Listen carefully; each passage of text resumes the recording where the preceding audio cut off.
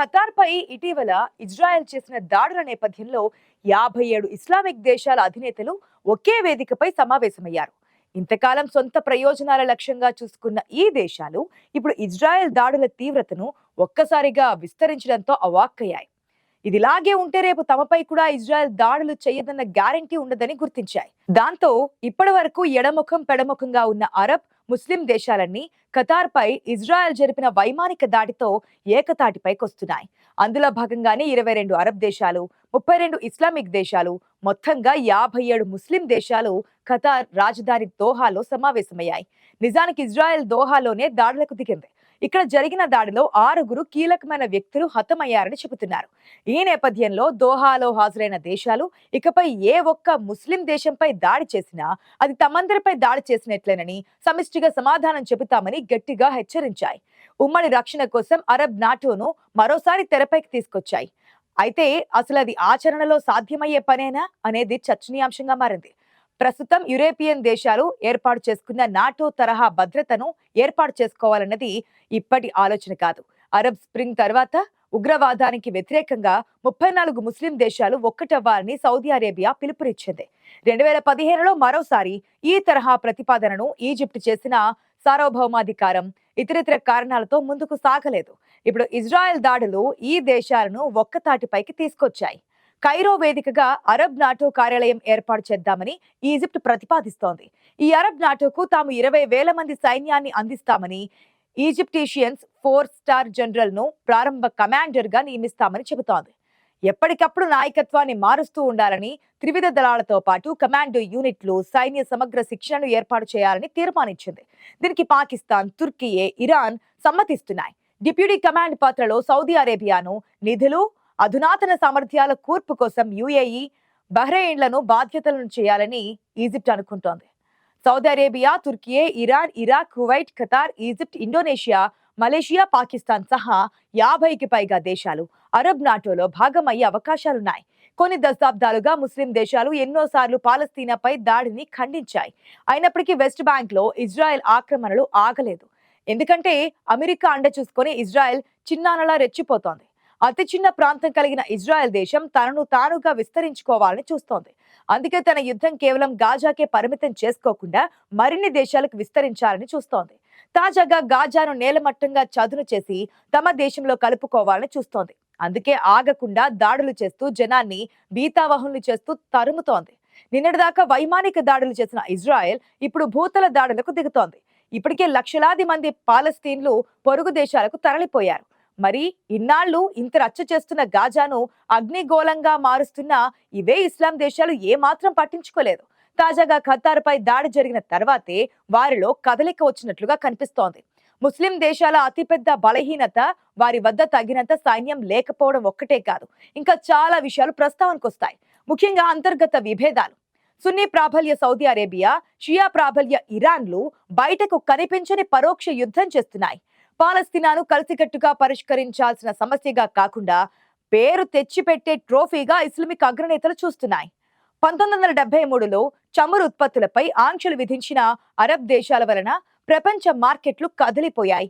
అంతటి శక్తి ఉన్న ఆ దేశాలు ప్రస్తుతం ఇజ్రాయెల్ కు మద్దతిచ్చే పశ్చిమ దేశాలకు అన్ని విషయాలలో భాగస్వాములుగా మారాయి. తాజా శిఖరాగ్ర సదస్సుకు ఆతిథ్యం ఇచ్చిన ఖతార్ నే తీసుకుంటే అదో చక్కటి ఉదాహరణగా చెప్పుకోవచ్చు. ఎందుకంటే ఖతార్ అమెరికా అతిపెద్ద సైనిక స్థావరాలకు ఆశ్రయం ఇస్తోంది. పశ్చిమ దేశాల్లో అనేక పెట్టుబడులను పెడుతోంది. మన దేశంలోని కశ్మీర్లో పర్యాటక రంగానికి వేల కోట్లు పెట్టుబడి పెడుతోంది.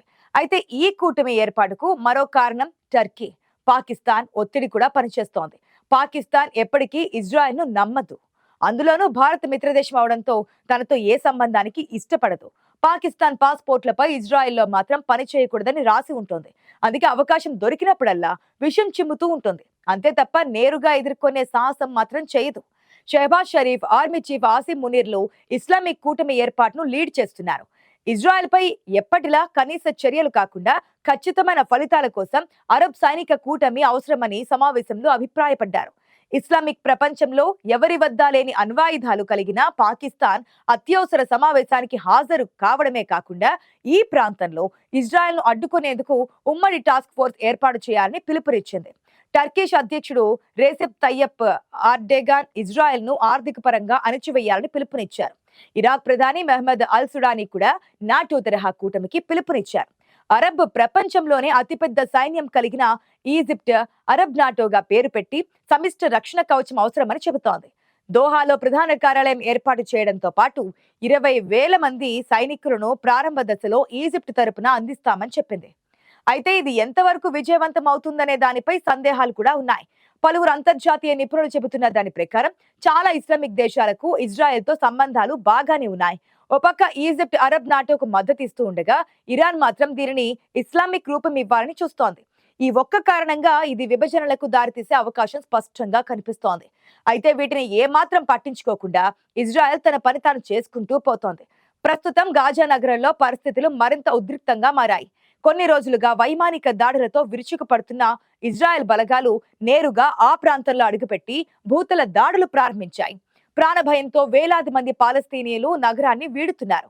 ఇజ్రాయెల్ గాజాలో నేరుగా నరమేధానికి పాల్పడుతుందని ఐక్యరాజ్య సమితి నివేదికలో వెల్లడైన రోజే ఈ దాడులు ప్రారంభమవడం గమనించాల్సిన విషయమని అంటున్నారు నిపుణులు. గాజా సిటీ ఆపరేషన్ లో ప్రధాన దశ ప్రారంభమైందని ఓ ఇజ్రాయెల్ సైనిక అధికారి వెల్లడించారు. శివారు ప్రాంతాల నుంచి నగరం నడిబొడ్డు దిశగా బలగాలు కదులుతున్నాయని తెలిపారు. ఈ నగరంలో దాదాపుగా 2,000 నుంచి 3,000 మంది హమాస్ ఉగ్రవాదులు ఉన్నట్లుగా అంచనా వేశారు. అదేవిధంగా అనేక రహస్య సొరంగాలు కూడా ఉన్నాయని చెప్పారు. ఐడి ఆపరేషన్ కు ముందు గాజా సిటీలో దాదాపుగా 10 లక్షల మందికి పైగా పాలస్తీనా వాసులు నివాసం ఉండేవారు. ఇజ్రాయెల్ సైన్యం వివరాల ప్రకారం ఇప్పటి వరకు 3.5 లక్షల మంది నగరం విడిచి వెళ్లారు. ఐక్యరాజ్య సమితి అంచనాల ప్రకారం గత నెలలో 2.20 లక్షల మందికి పైగా పాలస్తీనియన్లు ఉత్తర గాజా నుంచి తరలి వెళ్లారు. హమాస్ నెట్వర్క్ ధ్వంసమే లక్ష్యంగా పెట్టుకున్న ఇజ్రాయెల్ సేనలు గాజా సిటీలో భూతల దాడులు ఎన్ని రోజులు కొనసాగుతాయన్న విషయంపై స్పష్టత ఇవ్వడం లేదు. దీనికి నెలలు పట్టొచ్చని స్థానిక మీడియా అంచనా వేసింది. ఈ ఆపరేషన్ ఇంతటితో నిలిపివేయాలంటూ హమాస్ చెరలో ఇంకా బందీలుగా ఉన్న వారి కుటుంబాలు డిమాండ్ చేస్తున్నాయి. కానీ దాదాపుగా 20 మంది బందీలు ఇంకా సజీవంగా ఉన్నట్లు ఇజ్రాయెల్ అంచనా వేస్తోంది. పాలస్తీనా ఖైదీల విడుదల, శాశ్వత కాల్పుల విరమణ, గాజా నుంచి బలగాల ఉపసంహరణకు అంగీకరిస్తేనే మిగిలిన బందీలను విడుదల చేస్తామని హమాస్ చెబుతోంది. ఇది ఇప్పట్లో తెగే సమస్య కాదని అంటున్నారు అంతర్జాతీయ యుద్ధ విశ్లేషకులు. మరొక అంశాన్ని చూసే ముందు చిన్న బ్రేక్ తీసుకుందాం. Don't go away, stay tuned.